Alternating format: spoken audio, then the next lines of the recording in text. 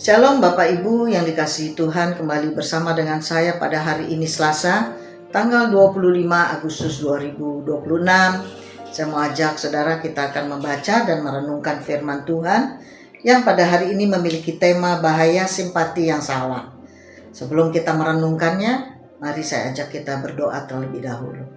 Allah Bapa di sorga, kami bersyukur buat hari ini, hari yang baru, di mana kembali kami diperkenankan untuk membaca dan merenungkan firman Tuhan, sehingga kami terus boleh diarahkan, dibekali Tuhan, supaya iman kami semakin hari semakin teguh, semakin hari semakin kuat. Berbicaralah Tuhan, di dalam nama Yesus Kristus kami sudah berdoa, haleluya, amin. Saudara, pada hari ini tema kita akan belajar tentang bahaya simpati yang salah. Saya berharap saudara akan membaca dari Injil Lukas ayat 23, pasal yang ke-23 ayat 27 sampai 28. Injil Lukas pasal 19 ayat 41 sampai 46. Lalu kitab Mazmur pasal 110 sampai 112. Lalu kitab 2 Korintus pasal yang pertama. Izinkan saya akan membacakan bagi saudara dari Lukas 23 ayat 27. Sejumlah besar orang mengikuti dia. Di antaranya banyak perempuan yang menangisi dan meratapi dia. Nah saudara, renungan kita hari ini, kita mau belajar bahwa secara manusia, rasa simpati adalah sesuatu yang baik.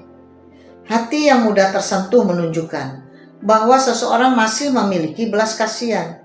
Namun Alkitab menunjukkan bahwa tidak semua simpati adalah simpati yang benar. Ada simpati yang hanya berhenti pada emosi, tetapi gagal memahami kebenaran Allah. Ada rasa iba yang terlihat saleh, tetapi tidak membawa seseorang kepada pertobatan. Ketika Yesus berjalan menuju Golgota, sambil memikul salib, banyak perempuan menangisinya. Mereka merasa kasihan melihat seorang yang tidak bersalah diperlakukan dengan begitu kejam. Akan tetapi, respon Yesus sangat mengejutkan. Ia tidak menerima tangisan mereka sebagai hal yang paling penting. Sebaliknya ia berkata, "Janganlah kamu menangisi aku, melainkan tangisilah dirimu sendiri dan anak-anakmu." Dapat saudara baca dalam Lukas 23 ayat 28.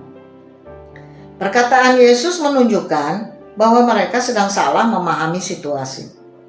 Mereka melihat Yesus sebagai korban yang patut dikasihani, tetapi tidak menyadari bahwa merekalah yang berada dalam bahaya yang jauh lebih besar. Bahaya itu bukan sekadar penderitaan di dunia, melainkan penghakiman Allah atas dosa. Mengapa kita harus berhati-hati terhadap simpati yang salah?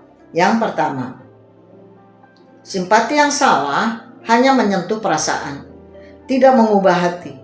Perempuan-perempuan itu menangis karena melihat penderitaan Yesus. Namun, Yesus mengarahkan perhatian mereka kepada keadaan hati mereka sendiri. Air mata belum tentu merupakan tanda pertobatan. Seseorang dapat merasa terharu ketika mendengar kisah penyaliban Yesus. Bahkan menangis ketika mendengar lagu tentang salib. Tetapi tetap hidup dalam dosa tanpa perubahan hidup. Emosi tidak sama dengan pertobatan. Saudara dapat membaca dalam Mazmur 51 ayat 19. Nah, hal kedua, simpati yang salah melihat Yesus sebagai korban, bukan juru selamat. Banyak orang merasa kasihan kepada Yesus karena penderitaannya. Namun mereka gagal memahami mengapa Yesus harus menderita. Yesus tidak sedang menjadi korban yang tidak berdaya. Ia sedang menggenapi rencana keselamatan Allah. Ia menyerahkan dirinya dengan sukarela untuk menanggung hukuman dosa manusia. Saudara dapat membacanya dalam Yesaya 53 ayat 5. Hal ketiga, simpati yang salah membuat kita lupa bahwa kita sendirilah yang membutuhkan belas kasihan Allah. Yesus berkata, "Tangisilah dirimu sendiri." Kalimat ini mengingatkan bahwa persoalan terbesar manusia bukanlah penderitaan Yesus, melainkan keberdosaan manusia sendiri. Seringkali kita lebih mudah sedih melihat penderitaan orang lain daripada menangisi dosa kita sendiri. Kita merasa iba kepada Yesus, tetapi tidak merasa bersalah karena masih hidup dalam pemberontakan kepadanya. Dapat saudara baca dalam Roma 3 ayat 23. Hal yang keempat, simpati yang salah mengabaikan kenyataan penghakiman Allah. Sesudah berkata tangisilah dirimu sendiri, Yesus melanjutkan dengan nubuat tentang datangnya hari-hari yang mengerikan atas Yerusalem. Dapat saudara baca di dalam Lukas 23 ayat 29 sampai 31. Beberapa puluh tahun kemudian nubuat itu digenapi ketika Yerusalem dihancurkan. Namun perkataan Yesus juga menunjuk kepada penghakiman terakhir. Akan datang hari ketika setiap orang harus berdiri di hadapan Allah. Ibrani 9 ayat 27. Hal kelima, simpati yang benar membawa kepada pertobatan dan iman kepada Kristus. Tujuan Injil bukan membuat manusia sekadar terharu tetapi bertobat. Rasul Petrus berkata di dalam Kisah Para Rasul 3 ayat 19, jadi sadarlah dan bertobatlah supaya dosamu dihapuskan.